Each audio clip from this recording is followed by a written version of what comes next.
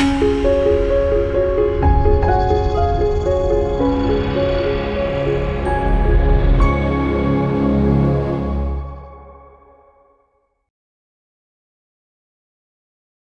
మాత్రం. నేను మీ journalist Navatha. Welcome to our voice. నేపాల్లో ఏం జరుగుతుందో మీ అందరికీ తెలిసిందే. సోషల్ మీడియా వ్యాప్తంగా నేపాల్కి సంబంధించిన అనేక విషయాలు వైరల్ అవుతూనే ఉన్నాయి. నేపాల్ రాజకీయాలలో సంచలనాత్మక పరిణామాలు చోటు చేసుకుంటున్నాయి. ఇక నేపాల్లోని హిందువులు తీవ్ర ఉద్రిక్తత చేయడం, హిందూ సంఘాలు ఆందోళన చేయడం, ఇవన్నిటి నేపథ్యంలో అక్కడ ప్రభుత్వం దిగొచ్చింది. సరే, మీరు రండి, హిందూ రాష్ట్రగా ప్రకటించుకునే ఏదైతే సంస్థ ఉందో మీరు రండి, కూసుందాం, మాట్లాడదాం, మీ డిమాండ్లు ఏందో చెప్పండి అని అక్కడి ప్రభుత్వం వీళ్ళందరినీ పిలిచిందట. పిలిచి అసలు మీ బాధ ఏంది, ఎందుకు మీరు ఇలాంటివన్నీ చేస్తారని అడిగిందట. ఇక అసలు ఈ పరిస్థితి రావడానికి కారణం మీ అందరికి తెలిసిందే కదా. నేపాల్లో జరిగే కన్వర్ యాత్ర మీద దాడి జరిగింది. ఆ దాడి తర్వాత ఒక్కసారిగా పరిస్థితులన్నీ మారిపోయినాయి. రాడికల్ మూకల చర్యలకు నిరసనగా హిందూ సామ్రాట్ సేన నేతృత్వంలో ప్రజలు పెద్ద ఎత్తున రోడ్లపైకి వచ్చి ఆందోళన చేపట్టారు. నేపాల్ని హిందూ రాష్ట్రంగా ప్రకటించాలి అనే డిమాండ్ కూడా వచ్చింది. దీంతోపాటు చాలా డిమాండ్లు చేసారు వాళ్ళు, దరిదాపు ఒక 19 పాయింట్ల డిమాండ్ని. ఇక ఈ ఆందోళనలు, మసీదులు కూల్చటాలు, ఆడ జరుగుతున్న పరిణామాలు చూసి హిందువుల దెబ్బకి ఆడ ప్రభుత్వం దిగొచ్చిందట.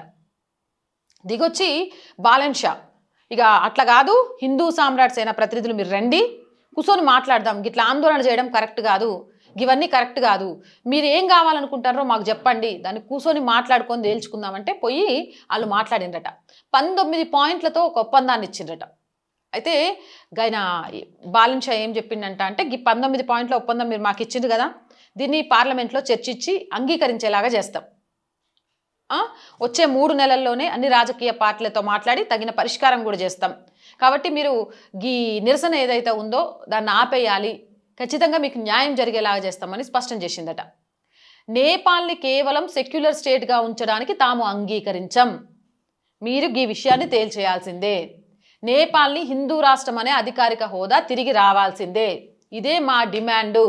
మీరు పార్లమెంట్లో చర్చిస్తారా, ప్రతిపక్షాలతో చర్చిస్తారా, ఏం చేస్తారా అనవసరం.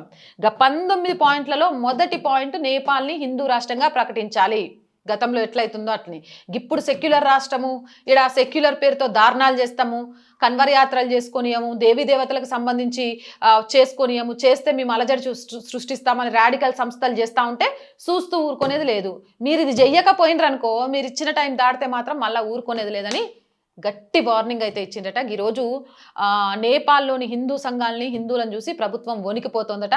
వాళ్ళ కోరికలను నెరవేర్చడానికి కూడా సిద్ధమైపోయిందట. పార్లమెంట్ సమావేశంలో నేపాల్ హిందూ రాష్ట్రంగా ప్రకటించే అవకాశం కూడా ఉందని తెలుస్తుంది. మరి భారతదేశంలో ఎప్పుడు పెట్టినవమ్మ భారతదేశాన్ని హిందూ రాష్ట్రం చేయాలనా?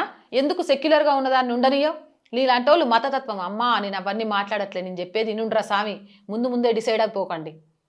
నేపాల్లో హిందూ రాష్ట్రం కావాలని కోరుకొని అది సాధించే దిశగా హిందువులు పోరాడిండు. కానీ ఈడ కనీసం సనాతన హైందవ బోర్డు ప్రభుత్వ కబంధ హస్తాల నుంచి ఆలయాలను కాపాడుకోలేకపోతున్నాం, ఆలయాల భూముల్ని కాపాడుకోలేకపోతున్నాం, ఆచారాలను కాపాడుకోలేకపోతున్నాం, మన సంస్కృతిని కాపాడుకోలేకపోతున్నాం. నేపాల్ హిందువులను చూసి భారత హిందువులు నేర్చుకోవాలా. వాళ్ళు ఆదర్శంగా సనాతన హైందవ బోర్డు ఏర్పాటు చేసేదాకా పోరాటం చేయాలా. ఇక్కడ ఇస్లాంకి సంబంధించి, క్రైస్తవానికి సంబంధించి ఎలాగైతే ప్రభుత్వ కబంధ హస్తాలలో లేకుండా స్వేచ్ఛగా ఉన్నాయో అదే రకంగా హిందూ ఆలయాలు కూడా స్వేచ్ఛగా ఉండాలి. వర్క్ బోర్డ్ లాంటి వాటికి ఎలాంటి భద్రత ఉందో ఆలయ భూములకు కూడా అలాంటి భద్రతే కావాలా. మసీదుల నుంచి కానీ, చర్చిల నుంచి కానీ ₹1 ప్రభుత్వానికి వెళ్ళకపోయినా వాళ్ళకు నెల ఎలాంటి జీతాలు ఇస్తారో అలాగే పూజారులకు, అర్చకులకు కూడా గలాంటి జీతాలు ఇవ్వాలా. మన సంస్కృతిని, సాంప్రదాయాన్ని కాపాడటంలో ప్రభుత్వాలు పెద్దపీట వేయాలా. ఇక జై శ్రీరామ్ అనగానే వాడిని ఎలేయడం, ఆడు హిందుత్వవాదని, ఆడు RSS వాదని ముద్రేయడం కాదు.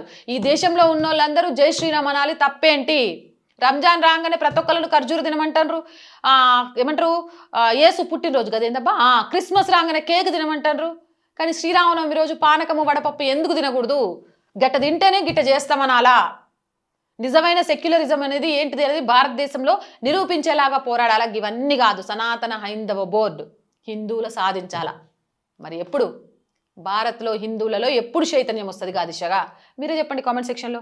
మోర్ వీడియోస్ కోసం ఛానల్ని వెంటనే సబ్స్క్రైబ్ చేయండి. మీ అందరికీ తెలిసిందే our group of channels, our voice, our political, our Samskruthi, 3 మన ఛానల్సే. So please subscribe our channels. Content బాగుంది అనిపిస్తే లైక్ చేయండి, షేర్ చేయండి. అండ్ ఆర్థికంగా ఆర్ వాయిస్కి చేయూతనందించండి. మీరు చేసే ఆర్థిక సహాయం ఈరోజు చాలా చాలా అవసరం. ఆర్థికంగా సపోర్ట్ చేయాలి అంటే సబ్స్క్రిప్షన్ పక్కనే జాయిన్ అనే బటన్ ఉంది. 1 to 5 లెవెల్స్ ఉన్నాయి. ఏదో ఒక లెవెల్లో సపోర్ట్ చేయండి.